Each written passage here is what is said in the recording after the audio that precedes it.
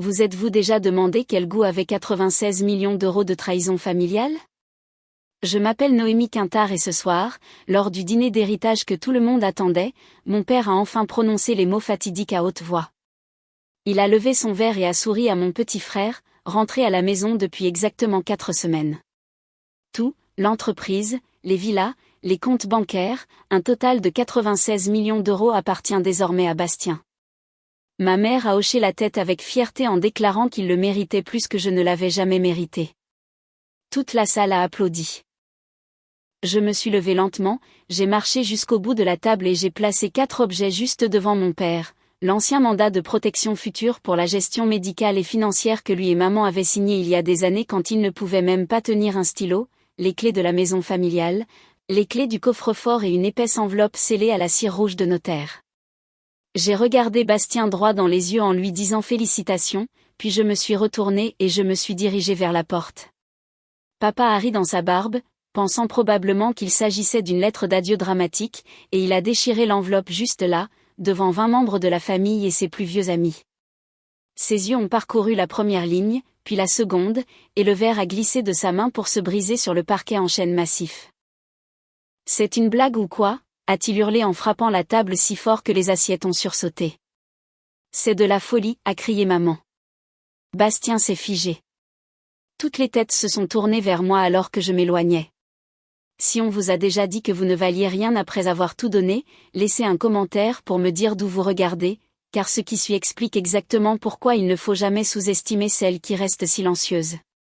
Continuez à regarder.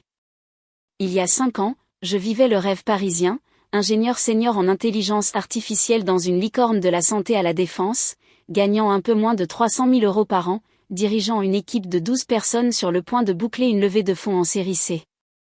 Mon agenda était rempli de dîners d'investisseurs et de conférences. Puis un mardi matin, mon téléphone a sonné à 5h47, c'était l'infirmière coordinatrice des hospices civils de Lyon. Papa s'était effondré au bureau, un accident vasculaire cérébral ischémique massif, et il l'emmenait en chirurgie d'urgence. Le temps que j'atterrisse à Lyon-Saint-Exupéry 4 heures plus tard, il était déjà dans un coma artificiel, des machines respirant pour lui. 2 jours après, maman a consulté pour ce qu'elle pensait être une bronchite, adénocarcinome pulmonaire de stade 3.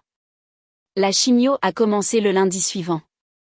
Elle a perdu 15 kilos en 6 semaines et pouvait à peine soulever une tasse de café. J'ai pris un congé sans solde indéfini la même semaine, j'ai fait 2 valises, sous-loué mon appartement dans le Marais et je suis retournée dans ma chambre d'enfance à Écully. L'entreprise à Paris m'a dit de prendre tout le temps nécessaire, mais ils m'ont remplacé en 9 jours. La première année s'est fondue dans une boucle de lumière fluorescente d'hôpital et d'odeurs d'antiseptique. J'ai dormi sur le fauteuil en vinyle de la chambre de réanimation de papa plus de 300 nuits, j'ai appris à aspirer sa trachéotomie quand l'infirmière de nuit était occupée, j'ai appris à gérer la chimio de maman à la maison une fois sortie car l'agence d'aide à domicile manquait de personnel. Je pouvais poser une perfusion dans le noir au 8e mois. Papa s'est finalement réveillé après 6 semaines de coma, mais l'AVC lui a volé la parole pendant 8 mois entiers, il pouvait hocher la tête, serrer ma main 2 fois pour oui, 1 fois pour non. Les mains de maman tremblaient tellement qu'elle ne pouvait pas signer son propre nom. L'assistante sociale de l'hôpital m'a fait asseoir avec leur notaire. La loi française est claire, si les 2 parents sont incapables, quelqu'un doit détenir un mandat de protection future où l'État intervient via une mise sous tutelle. Ils ont tous 2 signé les documents le même après-midi, des croix tremblantes attestées par 2 infirmières et un notaire venu au service de neurologie. Cette signature a fait de moi la PDG par intérim de Quintard Médical du jour au lendemain, sans aucun salaire. J'avais 30 ans, je dirigeais une entreprise de 90 personnes qui fabriquait des ventilateurs et des appareils de radiologie portables tout en poussant le fauteuil roulant de maman à la radiothérapie chaque matin.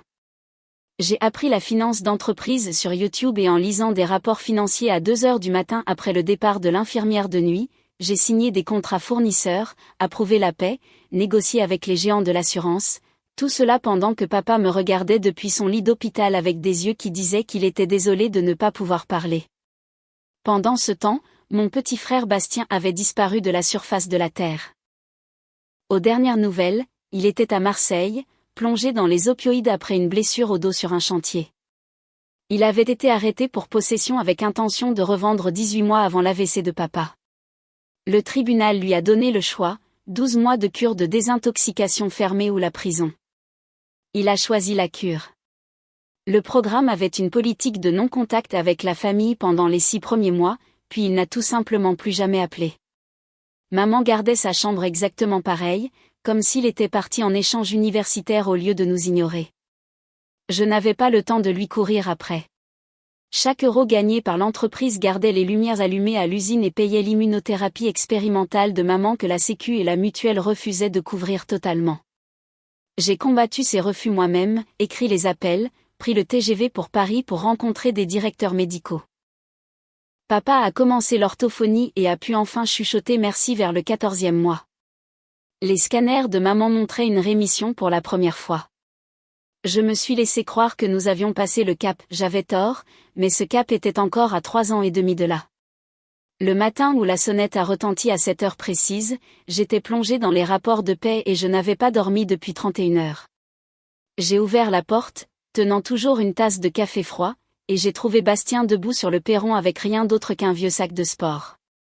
Il avait l'air différent, plus mince, rasé de près, les yeux clairs pour la première fois depuis ses 17 ans. J'ai fini le programme, a-t-il dit, 14 mois clean, cure ordonnée par le tribunal, ils m'ont laissé sortir il y a 3 semaines. Maman est accourue de la cuisine en peignoir, lui a jeté un regard et s'est effondrée dans ses bras en sanglotant comme s'il revenait de la guerre. En 1 heure, elle avait appelé tous les parents dans un rayon de 100 km. À midi, la maison sentait la brioche et les secondes chances. Ce même après-midi, la réécriture de l'histoire a commencé. Maman a assis papa dans son fauteuil et lui a dit assez fort pour que je l'entende depuis le couloir que Bastien avait simplement cherché sa voie dans le sud, qu'il avait fait du réseau avec des fournisseurs à Marseille, qu'il s'était inscrit à des cours de commerce en ligne. Chaque vérité laide a été poncée et remplacée par une nouvelle histoire brillante. Au dîner, la version officielle de la famille était fixée, Bastien n'avait jamais été un drogué, il avait été un entrepreneur en formation. Le lendemain, il est entré dans l'entreprise comme s'il n'était jamais parti. Maman l'a conduit directement à l'étage de la direction et l'a présenté à l'équipe de direction comme l'avenir de Quintard Médical. Le directeur des opérations, un type nommé Marc qui devait son poste au fait que j'avais maintenu l'entreprise à flot pendant 5 ans, a serré la main de Bastien comme s'il était de la royauté et a demandé s'il voulait que le bureau d'angle soit repeint. 3 jours plus tard, mes identifiants ne fonctionnaient plus. J'ai appelé l'informatique, ils ont dit que le directeur des opérations avait ordonné une réinitialisation complète des mots de passe pour des raisons de sécurité. Traduction, mon accès avait disparu. Les invitations aux réunions du conseil d'administration ont cessé d'arriver dans ma boîte mail. Quand j'ai interrogé papa à ce sujet, il a juste haussé les épaules et a dit « Maman pensait qu'il était temps que Bastien prenne les rênes ».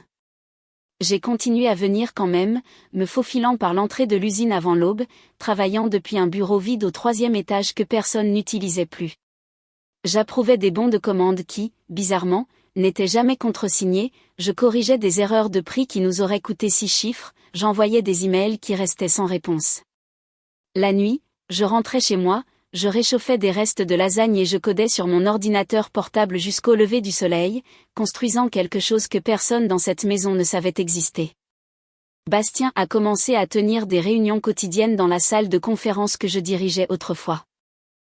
Il portait des chemises impeccables que maman repassait pour lui et répétait des mots à la mode qu'il avait ramassés quelque part, synergie, intégration verticale, croissance disruptive.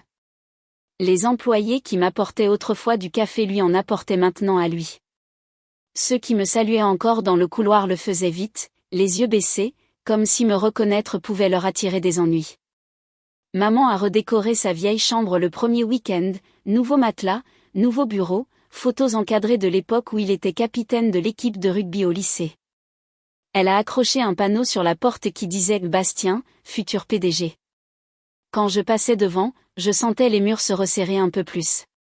La parole de papa s'était suffisamment améliorée pour gérer de courtes phrases. Il a commencé à demander l'avis de Bastien sur tout, les niveaux de stock, les nouvelles gammes de produits, si nous devions faire une offre pour le contrat régional des hôpitaux. Chaque fois que j'essayais d'intervenir, maman me coupait avec un sourire qui n'atteignait pas ses yeux, Laisse ton frère gérer ça, chérie, tu en as fait assez.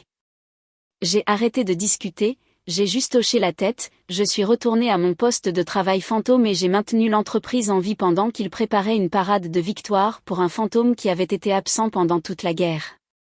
Le soir où le lustre a illuminé la salle à manger comme une salle d'exposition, 22 couverts attendaient sous du lin blanc. L'argenterie tintait contre le cristal tandis que les traiteurs servaient la deuxième tournée de champagne. Tous ceux qui comptaient dans notre petit empire lyonnais étaient là, des oncles qui siégeaient encore au conseil, des cousins propriétaires de concessions, les plus vieux amis de golf de papa, même le prêtre de la famille. Papa se tenait au bout de la table dans un costume bleu nuit que maman avait choisi ce matin-là.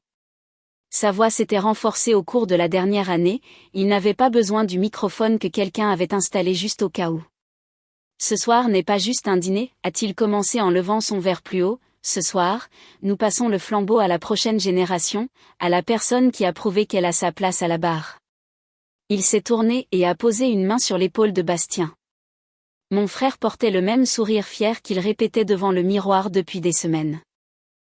La semaine dernière, j'ai signé les derniers documents, a continué papa, 96 millions d'euros en capital d'entreprise, les avoirs immobiliers, les comptes d'investissement, tout appartient désormais à Benjamin. Une vague d'applaudissements a parcouru la table. Quelqu'un a sifflé.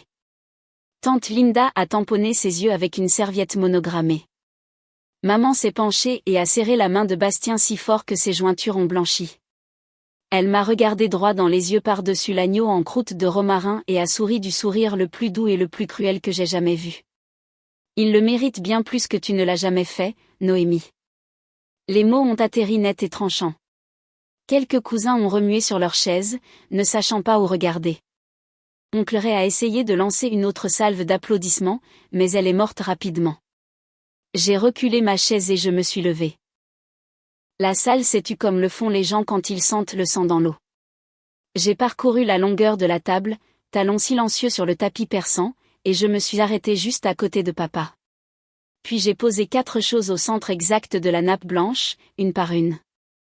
Premièrement, l'original du mandat de protection future, plissé par des années dans mon coffre. Deuxièmement, les clés de la maison sur le vieux porte-clés en laiton que papa m'avait donné le jour de mon retour. Troisièmement, la clé unique de l'armoire à fusil et du coffre à documents de son bureau. Quatrièmement, une épaisse enveloppe manille scellée à la cire rouge de notaire, mes initiales gaufrées sur le rabat. Tous les yeux suivaient mes mains. Le lustre faisait briller la cire comme du sang frais. J'ai croisé le regard de Bastien, calme et stable. Félicitations, ai-je dit d'une voix assez douce pour que seules les personnes les plus proches l'entendent clairement. Puis je me suis retournée et j'ai commencé à marcher vers l'arche qui menait au hall d'entrée. Papa a laissé échapper un petit rire dédaigneux, le même qu'il utilisait quand j'avais 12 ans et que je suppliais de venir à la pêche. Il pensait savoir ce qu'il y avait à l'intérieur, une lettre de démission, des excuses tachées de larmes, un dernier plaidoyer désespéré. Il a pris l'enveloppe, a glissé son couteau à beurre sous le seau et l'a déchiré juste là, entre la crème brûlée et le porto. La première page a glissé. Ses yeux ont scanné l'entête, puis la deuxième ligne, puis la troisième. Le couteau à beurre a cliqueté contre la porcelaine. Son visage s'est vidé de ses couleurs si vite que je l'ai vu à 6 mètres de distance. Il a levé les yeux vers moi, la bouche s'ouvrant mais aucun son ne sortant, et a finalement hurlé assez fort pour faire trembler le cristal. « Tu te fous de ma gueule !» Maman s'est à moitié levée de sa chaise. « Richard, qu'est-ce qu'il y a ?» Il ne pouvait pas répondre. Il continuait juste à fixer les papiers tremblants dans sa main comme s'ils étaient écrits en lettres de feu. Le rugissement de papa résonnait encore sur les moulures quand il a enfin retrouvé sa voix. Il a tenu les pages comme si elles étaient contagieuses, lisant à haute voix d'une voix qui craquait entre fureur et incrédulité. Il y a 18 mois, alors que j'étais encore dans le coma et que maman était à peine consciente à cause de la chimiothérapie, Noémie Quintard, agissant sous un mandat de protection future valide, a transféré 98% de toutes les actions de classe A avec droit de vote de Quintard Médical dans la fiducie Quintard Santé. Il s'est arrêté, a dégluti difficilement et a continué, avec maître Laura Breton, notaire agréé, nommé fiduciaire unique. La fiducie est irrévocable selon le Code civil. Cet acte daté et notarié à Lyon prend effet ce soir. Des notifications formelles à toutes les institutions financières, la clause de gel s'active, aucun transfert, vente, nantissement ou distribution impliquant des actionnaires antérieurs ne peut avoir lieu sans le consentement du fiduciaire. Toute tentative de révocation ou d'amendement est nulle. Les mots ont flotté dans l'air comme de la fumée après un coup de feu. La bouche de l'oncle Ray est littéralement tombée ouverte. La flûte de champagne de tante Linda a glissé et s'est brisée sur le parquet. Personne n'a bougé pour nettoyer. La main de papa tremblait tellement que les papiers froufroutaient. Ce n'est pas possible, ce n'est pas légal, a-t-il râlé. Grégoire, le colocataire de fac de papa, membre du conseil depuis 35 ans et l'homme qui contrôlait encore la relation bancaire principale de l'entreprise, a senti son téléphone vibrer contre sa poitrine. Il l'a sorti, a jeté un coup d'œil à l'écran et est devenu blanc comme un linge. Richard, dit-il doucement, tenant le téléphone pour que tout le monde puisse voir l'alerte BNP Paribas. Tous les comptes d'exploitation, lignes de crédit, terminaux de paiement, tout est gelé depuis minuit ce soir. Il cite la notification de la fiducie qui vient d'arriver à leur service juridique. Maman a émis un bruit d'animal blessé et a glissé de sa chaise. 2 cousins l'ont rattrapée avant qu'elle ne touche le sol. Bastien a bondi sur ses pieds, le visage tordu vers moi où je me tenais encore près de l'arche. « Qu'est-ce que tu as fait, bordel » a-t-il hurlé, les veines saillant de son cou. Je n'ai pas répondu. Je n'en avais pas besoin. Les documents le faisaient pour moi. Papa continuait de tourner les pages, la voix montant à chaque paragraphe. Bénéficiaire contingent à la discrétion du fiduciaire, Quintar Health System SAS, une entité formée il y a 3 ans dans le but de... Il a levé des yeux sauvages. Tu as monté une autre entreprise ? Avec l'argent de qui ? Il n'a pas attendu de réponse. Il savait déjà quelle nuit blanche l'avait payé. Grégoire a essayé à nouveau, plus doucement. Richard, je viens d'avoir notre gestionnaire de compte. Le gel est en béton armé. Ils ne nous laisseront même pas payer les salaires de demain sans l'approbation du fiduciaire. On est verrouillé. La femme de quelqu'un a commencé à pleurer doucement dans sa serviette. Le prêtre fixait son assiette comme s'il n'avait jamais vu de saumon auparavant. Bastien s'est jeté à travers la table, renversant des verres d'eau, essayant d'attraper les papiers. Papa les a tirés en arrière, les serrant contre sa poitrine comme si les lâcher les ferait disparaître. « Tu penses que tu peux voler mon entreprise » m'a crié papa. « Après tout ce qu'on t'a donné ?» J'ai finalement parlé, calme et plate. « Tu as signé le mandat toi-même. Maman l'a signé le même jour. Vous étiez tous les deux assez lucides pour savoir exactement ce qu'il disait. La loi ne vous permet pas de le reprendre juste parce que vous avez changé d'avis plus tard. » Maman, toujours à moitié par terre, a gémi. « On pensait que tu nous aidais, pas que tu nous volais. » Je l'ai regardé pendant une longue seconde. Je vous aidais à survivre. Vous avez juste oublié de remarquer qui vous maintenait en vie. Bastien a frappé la table des 2 paumes. On va porter plainte. On va se battre. Le nom de Maître Breton était sur chaque page avec le sceau de la République. Irrévocable voulait dire irrévocable. Tous les avocats dans la salle le savaient. Grégoire a juste secoué la tête lentement. Papa s'est affaissé dans sa chaise comme si quelqu'un avait coupé ses ficelles. Les papiers ont glissé de ses doigts et se sont éparpillés sur la nappe. Une feuille a atterri dans le beurre fondu. Le lustre continuait de briller de manière impitoyable sur 22 personnes qui réalisaient soudain que l'empire qu'elles étaient venues célébrer n'appartenait plus à aucune d'elles. Les téléphones ont commencé à exploser avant même que les traiteurs ne débarrassent les assiettes à dessert. L'écran de Grégoire s'est allumé en premier avec une autre alerte bancaire, puis celui de papa, puis chaque membre du conseil qui avait encore l'application de l'entreprise sur son téléphone. La même bannière rouge sur chaque appareil, accès révoqué.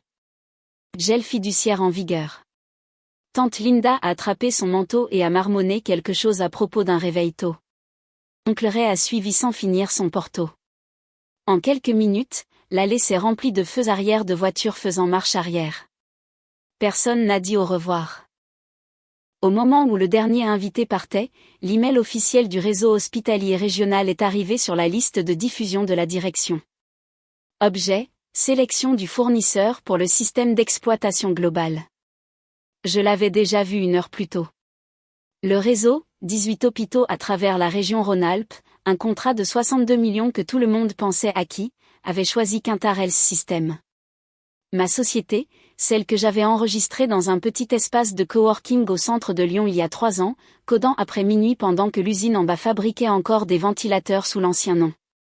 L'email était court et brutalement poli. Après une évaluation exhaustive, le réseau hospitalier est fier d'annoncer son partenariat avec Quintar Health System pour la gestion complète des flux patients et de la chaîne d'approvisionnement pilotée par l'IA. Mise en œuvre débutant au premier trimestre. Papa l'a lu à haute voix dans la salle à manger désormais vide, la voix creuse. Bastien a arraché le téléphone, a fait défiler, puis l'a jeté contre la cheminée en pierre. Du verre et des batteries au lithium se sont éparpillés sur l'âtre. À 8h17 le lendemain matin, tout le personnel de Quintar Médical a reçu le même SMS DRH, en raison de restrictions bancaires imprévues, le traitement de la paie pour la période actuelle a été suspendu. Mise à jour à suivre. À 9h, les groupes WhatsApp de l'usine étaient en feu. Les caristes postaient des photos des grilles fermées par l'équipe de saisie de la banque. La chef comptable s'est filmée en direct en train de pleurer sur le parking parce que son virement de salaire avait été rejeté. L'avocat de longue date de la famille a enfin retourné le 19e appel de papa. Je pouvais entendre chaque mot à travers la porte du bureau. Richard, je suis désolé. Conflit d'intérêts. Maître Breton travaille avec la fiducie maintenant. Je ne peux pas vous représenter contre elle. Vous avez besoin d'un nouvel avocat. Clic, Bastien a disparu à l'étage. 10 minutes plus tard, le bruit de bois qui éclate et de verre brisé a plu depuis le 2e étage. Maman a couru en haut en criant son nom. Quelque chose de lourd a heurté le tapis du couloir. Plus tard, nous avons découvert que c'était la commode en acajou qu'elle lui avait achetée pour son diplôme. Papa s'est assis sur la dernière marche, la tête dans les mains, fixant les pages éparpillées de la fiducie comme si elles étaient écrites dans une autre langue. Il continuait de marmonner des chiffres. 96 millions, 62 millions. Le solde de l'hypothèque, les factures médicales de maman qui arrivaient encore. Je me tenais dans la cuisine en buvant un café que je ne goûtais pas et je regardais l'Empire finir de se vider de son sang en temps réel. À midi, le journal local avait l'histoire sur son site web. Quelqu'un à l'hôpital avait divulgué l'annonce du fournisseur. Quelqu'un à la banque avait divulgué le gel. Le titre était impitoyable. Le géant lyonnais du matériel médical verrouillé du jour au lendemain. Une nouvelle start-up d'IA remporte le contrat suprême. Mon téléphone a vibré avec un autre type de notification, une proposition d'investissement de série B d'un fonds de la Silicon Valley avec qui je discutais discrètement depuis 6 mois. Ils venaient d'augmenter leur valorisation après avoir vu la victoire du contrat hospitalier. J'ai accepté les félicitations avec un emoji pouce levé et j'ai éteint l'écran. À l'étage, Bastien avait troué les cloisons sèches et sanglotait maintenant sur le palier. Maman essayait de le tenir comme elle le faisait quand il avait 9 ans et qu'il s'était cassé le bras au judo. Il l'a repoussée assez fort pour qu'elle trébuche en arrière contre la rampe. Papa n'a pas bougé pour aider. Il continuait juste de fixer le même paragraphe dans le document de fiducie, celui qui disait en français clair que pas une seule action ne pourrait jamais revenir. Loi française, béton, définitif. La maison est devenue silencieuse, à part les fracas occasionnels et les « s'il te plaît » brisés de maman. J'ai posé ma tasse vide dans l'évier, j'ai pris le petit sac de voyage que j'avais préparé 2 jours plus tôt et je suis sorti par la porte d'entrée sans un mot. L'air froid de novembre avait un goût de liberté. 9 mois plus tard, le panneau à vendre devant la maison d'Écully était blanchi par le soleil et penchait. Le vieux panneau Quintar Médical sur la route départementale avait disparu depuis le printemps, remplacé par une bannière générique indiquant « Vente aux enchères », tout doit disparaître. Le redressement judiciaire a duré exactement 11 semaines. Les créanciers ont senti le sang dès que les relevés bancaires ont été déposés au tribunal. Le juge a converti cela en liquidation judiciaire plus vite que prévu. En juin, les machines de l'usine ont été vendues par lot à un distributeur allemand. Le mobilier de bureau est allé à un incubateur de start-up pour une bouchée de pain. L'entreprise qui employait autrefois 90 personnes dans la banlieue lyonnaise a simplement cessé d'exister. La maison a suivi 5 mois après le premier impayé hypothécaire. Le prêt était au nom de maman et papa uniquement. La fiducie n'a jamais touché à l'immobilier personnel. La banque a engagé la saisie au tribunal judiciaire et a gagné par défaut. La vente aux enchères a eu lieu un mardi matin en août. Un jeune couple a acheté la maison pour 60% de sa valeur. Ils ont posté les photos de la signature sur Instagram la même semaine, nouveau comptoir en quartz, peinture fraîche. Aucune trace de la famille qui y avait vécu pendant 27 ans. Bastien a tenu 73 jours à l'extérieur. Il a été testé positif au fentanyl la première fois qu'il a essayé de rendre visite à maman après l'avis d'expulsion. 2 semaines plus tard, la police l'a ramassé endormi dans une Clio volée avec un sac à dos plein de pilules.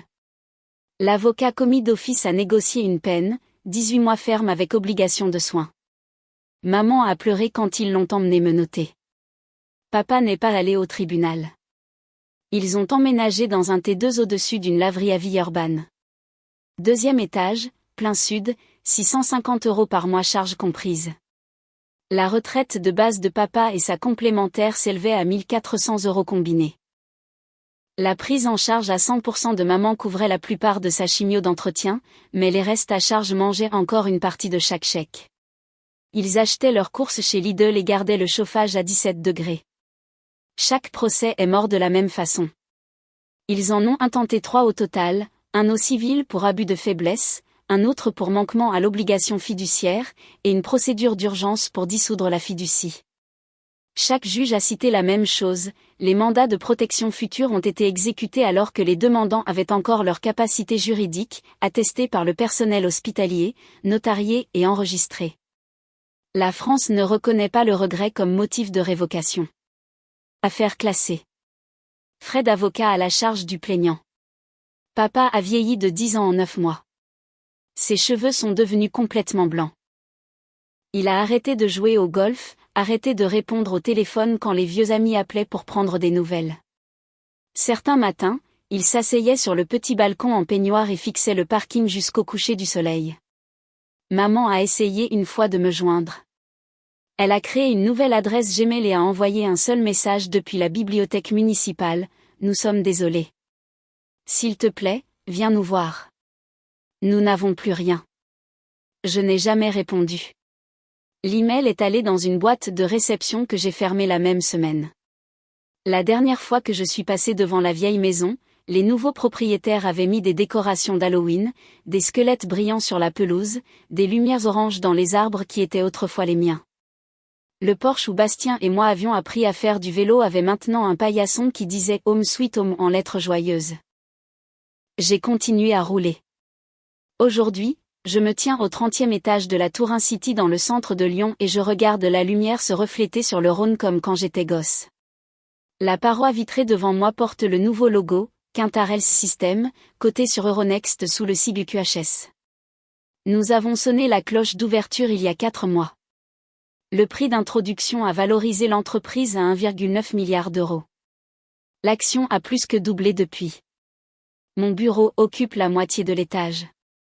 Bail vitré du sol au plafond, chêne blanc. Une seule orchidée sur le buffet. Pas de photos au mur. Pas de photos de famille. Rien qui me rappelle Écully, les fauteuils d'hôpital, l'odeur d'antiseptique et de trahison. J'ai changé tous mes numéros la semaine où je suis partie. Nouveau téléphone, nouvel email, nouveau compte. J'ai bloqué chaque cousin, chaque ami de lycée qui avait encore le numéro fixe de maman mémorisé. Mon assistante filtre tout. Pas un seul message n'est passé. Certains soirs, je regarde l'ancienne maison sur Se Loger par habitude.